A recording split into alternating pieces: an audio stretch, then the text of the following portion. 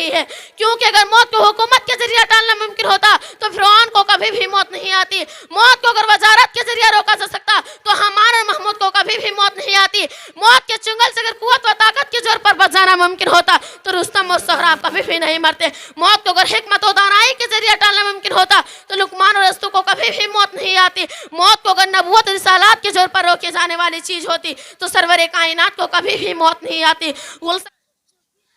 الحمدللہ رب العالمین والعاقبۃ للمتقین والصلاة والسلام علی سید المرسلین محمد وآلہ وصحبہ اجمعین، اما بعد فاعوذ باللہ من الشیطان الرجیم، بسم اللہ الرحمن الرحیم۔ کل نفس ذائقۃ الموت، آگاہ اپنی موت سے کوئی بسن نہیں، آگاہ اپنی موت سے کوئی بسن نہیں، سامان 100 برس کا پل بھر کی خبر نہیں۔ ملت اسلامیہ کی مقدس شہزادیوں، آج میں آپ کے سامنے ایک ایسی موضوع پر لب کسائی کرنے کی جسارت کر رہی ہوں جس کے برحق و رٹل ہونے میں کوئی شک و شبہ نہیں ہے، جس کی صداقت پر دنیا کی کسی بھی خطے اور کسی بھی مذہب میں اختلاف نہیں ہے، جس کا مشاہدہ ہر انسان اپنے سر کی دونوں آنکھوں سے دن رات اپنے محلے اور گلی کوچوں میں کرتا رہتا ہے، جس کا انکار کرنا سورج کی روشنی، چاند کی چاندنی، آسمان کی بلندی، زمین کی پستی، پہاڑ کی سختی، روئی کی نرمی، دن کے اجالے اور رات کے اندھیروں کا انکار کرنے کے برابر ہے، جس کے بارے میں ارشاد دربانی ہے،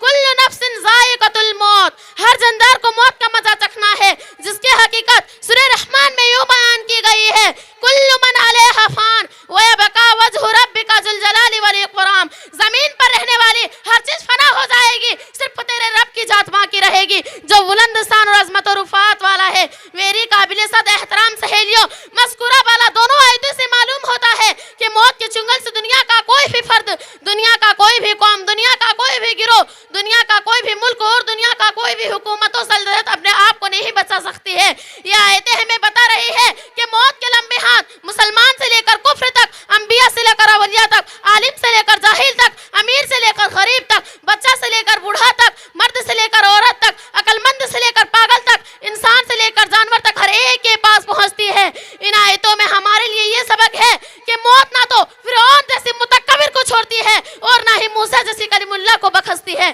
موت نہ تو نمرود جیسی کافر بادشاہ کو چھوڑتی ہے اور نہ ہی ابراہیم جیسی خلیل اللہ کو چھوڑتی ہے، موت کی نظر میں لقمان و استو جیسے حکیم اور ابو جہل و ابو لہب جیسے نادان سب برابر ہے۔ موت سے نہ تو اللہ کا نافرمان بندہ محفوظ رہا اور نہ ہی اس کائنات کی برگزیدہ ہستیاں محفوظ رہے۔ نہ موسیٰ رسالات کے علم بردار بیٹیوں، اللہ رب العزت کی مقدس کتاب قرآن مجید ببنگِ دہالی اعلان کر رہا ہے کہ موت کو کسی بھی چیز کے ذریعے نہیں ٹالا جا سکتا ہے، فرمانی باری ہے فَإِذَا جَاءَ أَجَلُهُمْ لَا يَسْتَأْخِرُونَ سَاعَةً وَلَا يَسْتَقْدِمُونَ، پس جب ان کا وقت مقررہ آ جائے گا تو لوگ اس سے ایک گھڑی نہ پیچھے ہوں گے اور نہ آگے ہوں گے۔ اس آیت میں حقیقت کی طرف واضح اشارہ موجود ہے کہ جب انسان کا موت کا وقت آ جاتا ہے تو دنیا کی کسی بھی چیز کے ذریعہ اس کو ٹال دینا، اسے بھاگ جانا اور اسے اپنی جان چھڑا لینا ممکن نہیں ہے، کیونکہ اگر موت کو حکومت کے ذریعے ٹالنا ممکن ہوتا تو فرعون کو کبھی بھی موت نہیں آتی، موت کو اگر وزارت کے ذریعے روکا جا سکتا تو ہمارا محمود کو کبھی بھی موت نہیں آتی، موت کے چنگل سے اگر قوت و طاقت کے زور پر بچ جانا ممکن ہوتا تو رستم اور سہراب کبھی بھی نہیں مرتے، موت کو اگر حکمت و دانائی کے ذریعے ٹالنا ممکن ہوتا تو لقمان اور استو کو کبھی بھی موت نہیں آتی، موت کو اگر نبوت رسالات کے زور پر روکے جانے والی چیز ہوتی تو سرور کائنات کو کبھی بھی موت نہیں آتی۔ گلشن اسلام کی نوشگفتہ کلیوں، اس حقیقت سے آگاہ ہو جاؤ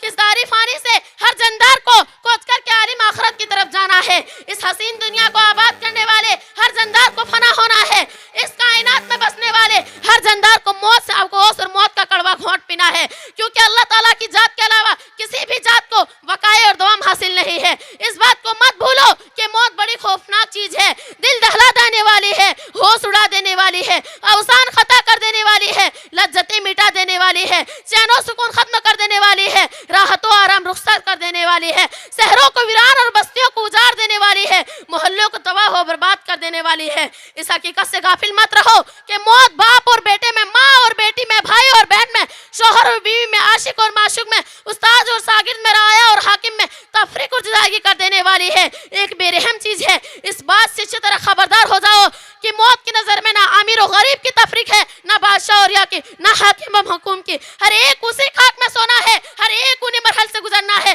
ہر ایک کی سانس گھٹنے والی ہے، ہر ایک پر عالم نظر طاری ہونے والا ہے، ہر ایک کی دل کی دھڑکنیں بند ہونے والے ہیں، ہر ایک سے اس کا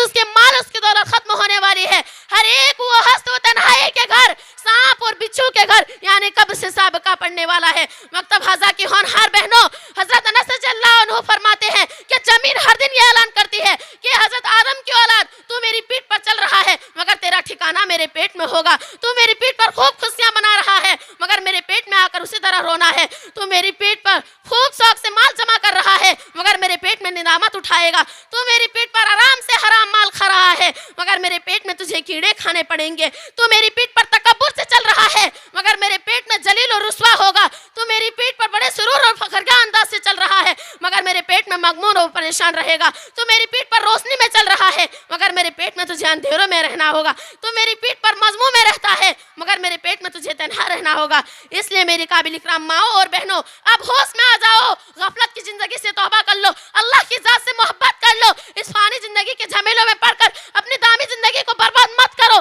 کیونکہ حسین رنگین دنیا، یہ ایس و صورت کے سامان، یہ بے رونق بازار، یہ نظروں کو خیر کرتی ہوئی تہذابیاں،